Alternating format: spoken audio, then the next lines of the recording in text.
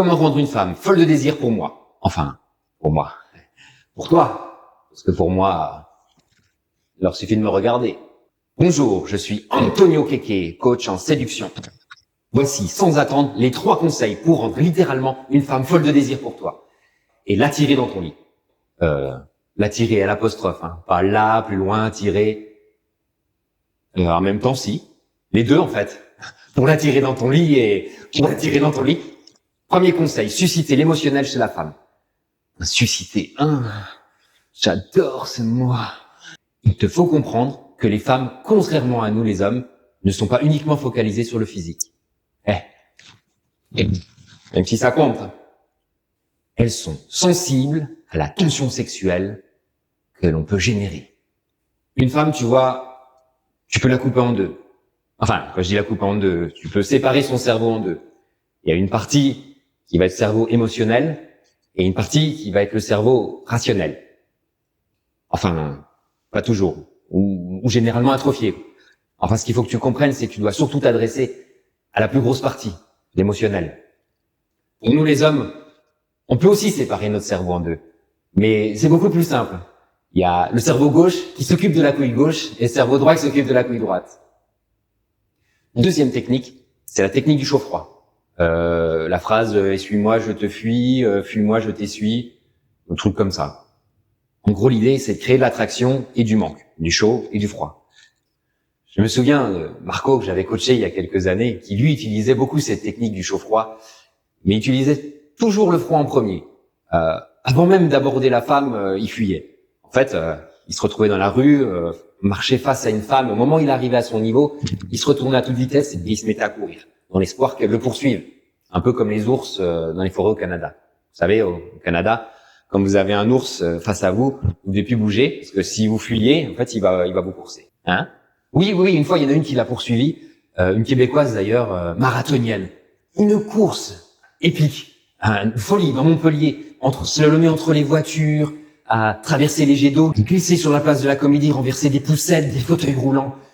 Une course magistrale, un moment mémorable, une gloire dans cette course à la séduction effrénée.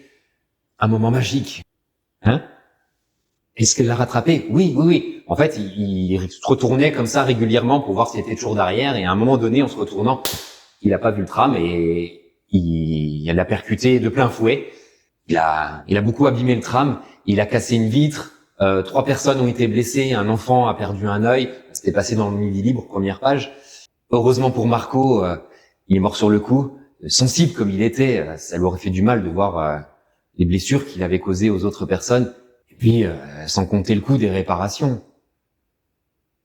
On a appris, après coup par la Québécoise, qu'en fait elle avait oublié son sac à main 2 minutes plus tôt au restaurant, et quand elle a vu Marco faire demi-tour face à elle en courant, et elle a pensé qu'il venait de lui voler, donc c'est pour ça qu'elle l'a poursuivi.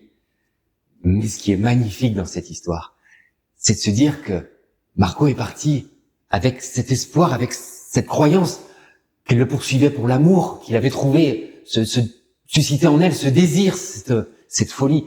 C'est en ça que c'est magique aussi, ces moments de séduction. La vie vous offre ces instants hors du temps.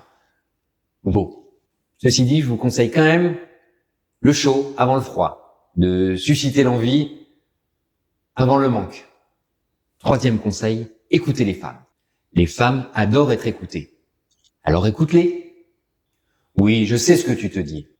Ouais, mais quand même, les femmes, elles sont super chiantes. Non mais écoute-toi, comment tu parles des femmes? Et si tu veux les séduire, un peu de respect, merde. Bon. C'est vrai que parfois, elles ont des conversations chiantes. Même souvent. Mais bon, tu peux faire semblant aussi de les écouter. Ça te coûte quoi? Et puis si elle se plaint, tu peux même être empathique. Oh, la pauvre chou. Conseil bonus. Et si tout ça n'a pas fonctionné, tu peux lui envoyer une photo du grand chauve à col roulé.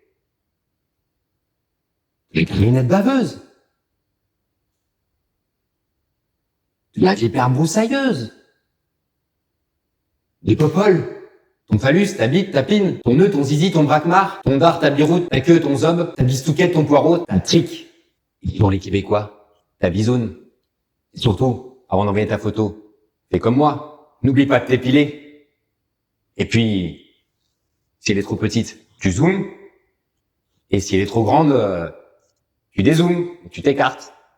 Bon, je vous aurais bien montré un exemple, mais même en dézoomant, en m'écartant, elle sort du champ. Mets-moi en commentaire si tu connais aussi des mots d'argot pour dire phallus. Il y en a plein. Je suis sûr que tu vas en trouver. Et puis, un pouce, ça fait toujours plaisir. Ciao.